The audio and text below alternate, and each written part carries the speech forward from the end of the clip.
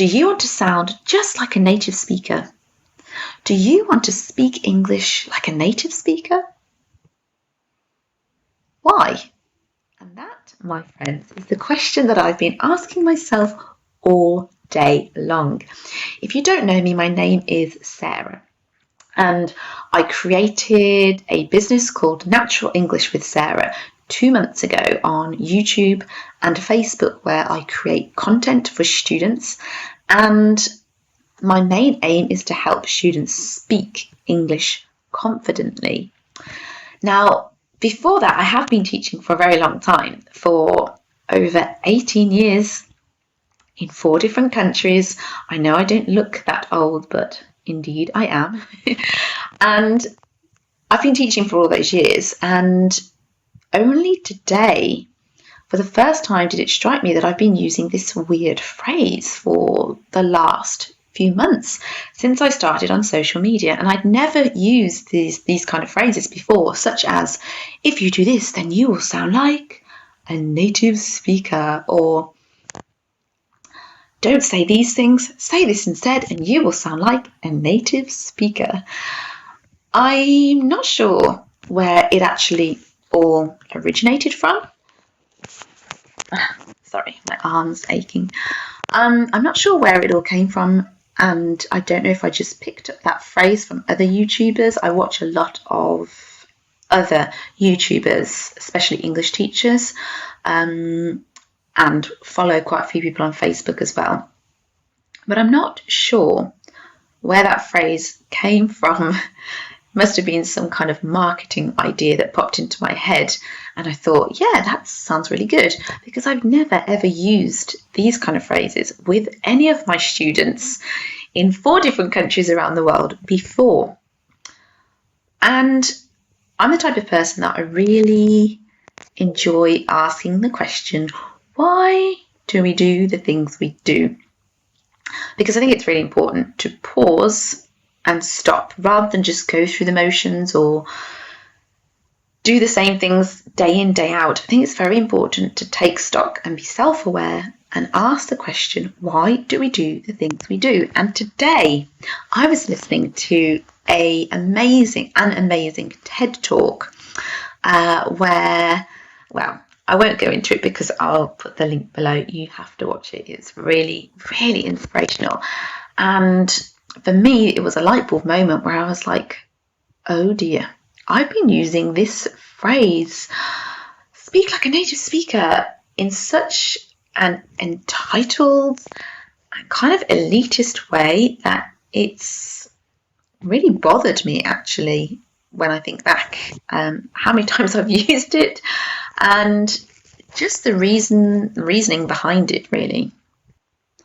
When we say speak English like a native speaker, we're assuming that students want to sound exactly like an English person or an American person, when in fact, do we as native speakers actually own the language?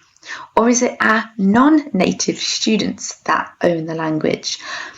I looked up some data and statistics and I was really surprised, so I'm going to share them with you now. Did you know that out of all of the English speakers in the world, only 20% are native speakers? That means a whopping 80%, I'm good at maths, you see, a whopping 80% of people who speak English are non-native speakers. They're having conversations right now with accents, how dare they, with making many mistakes, grammatical mistakes, and using the wrong vocabulary here or there. And it just really made me think about ownership of the language. It's very easy for us as teachers, native speaking teachers, to put ourselves on a pedestal and kind of say, this is the way that you should speak. Speak just like me and you'll be happy. If you could just sound like me, then your life would be easier. People would understand you more. You'd be so proud and confident of your English speaking abilities. But is this really true?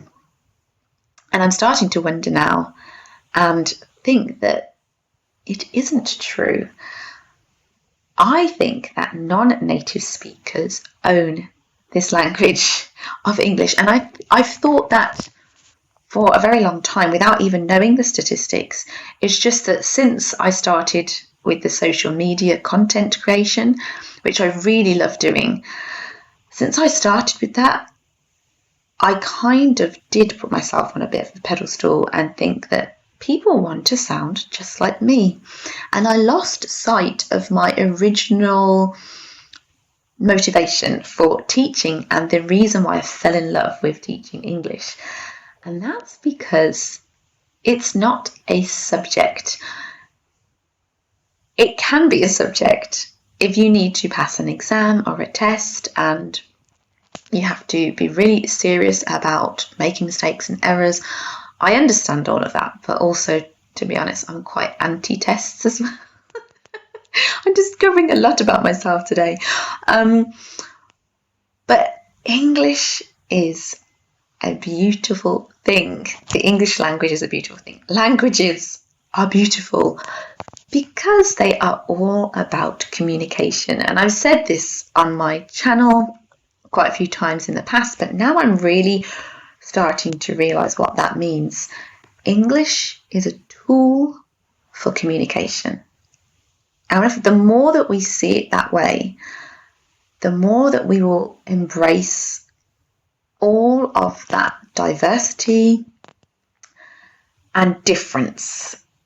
So accents will be embraced, mistakes will be fully embraced, realizing that actually, is it better to speak with mistakes and be understood and communicate and encourage another person or answer another person's question or help somebody or learn from each other or form relationships? Is it better to do that and make lots of mistakes, or should we make sure that we sound like native speakers and that our English is fluent and wonderful and mistake-free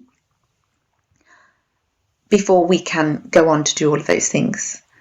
And I'm really not sure now if there is this kind of gradient line that everybody should be aiming towards, like you're down here at the moment, this is your level, and you should be aiming to this wonderful professional level of English where you sound like a native speaker, and then you've reached like the heights of a language. I'm not sure at all if that's what I want to be encouraging people to do. And that's for many reasons, because first of all, as we've just said, I don't believe anymore that the English language belongs to native speakers. I believe it belongs to you as non-native speakers, because the majority of the people in the world speaking it are non-native speakers. But also, when we put on this perfectionist, this idea that people should be speaking English without mistakes, then it becomes such a difficult thing to achieve. It's already this barrier in front of you, and shame comes into that, and rejection comes into that. And I've been teaching Zoom lessons this last week, and it was really lovely to meet some people that I've obviously never met before in many different parts of the world. There were people from Pakistan, the Philippines, Russia, some people from England as well. And it was just really lovely to see all of these people that just had a desire to communicate. But then also some of them shared with me that they were introverts and that they felt that they were not able to speak out loud, and that this confidence, the lack of confidence, was a real problem and real barrier to them being able to communicate with people around them. And I think that is because of this myth that is perpetuated in English language learning circles about speaking like a native speaker. So I'm going to mull this over. This is kind of me just verbally saying all the things that I've been thinking throughout the day. This is not to say that wanting to be better is bad, or trying to correct yourself is bad at all. But it's just like, what is the aim? Like, come on, it's the 21st century. We have Google Translate. We have apps for everything. Isn't it better just to communicate effectively, to basically learn about somebody else and their culture through a language, rather than just pushing for perfection? So I am never going to say that phrase ever again. If you hear me say it, please pull me up on it. But I would say to you today, please speak English confidently. And that's what I'm going to try to focus on. That will be my aim and my mission statement that has been from the very beginning, really. But I'm going to kind of super focus on that in the next few weeks, rather than speak English like a native speaker or copy me. Copying me is a form of flattery. Imitating somebody means that you like them, you respect them, and that's great. It's really nice when people say that I have clear accent, that you can understand me. But actually, I don't want you to copy me. I don't want you to feel that you have to be the same as me or speak English like me, because you know what? I've been speaking this language for many years. I won't tell you how many years, but for many years. And obviously I was raised in an English-speaking country, and I've never really had to go through that process of, I'm learning Spanish, but never go through the process of learning a language intensively and for reasons related to my job or career. So yeah, please speak English confidently, and whatever confidence means to you, I think that's what I'm going to concentrate on.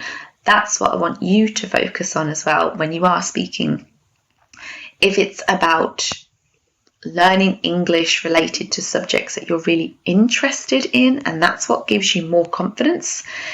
If it's about speaking one-to-one rather than in groups, and that gives you more confidence, then do that. Just do it. And I know this video is a little bit maybe all over the place, and it's a train of thought, but I really did want to share this today because I think it's really important. And please let me know what you think in the comments below.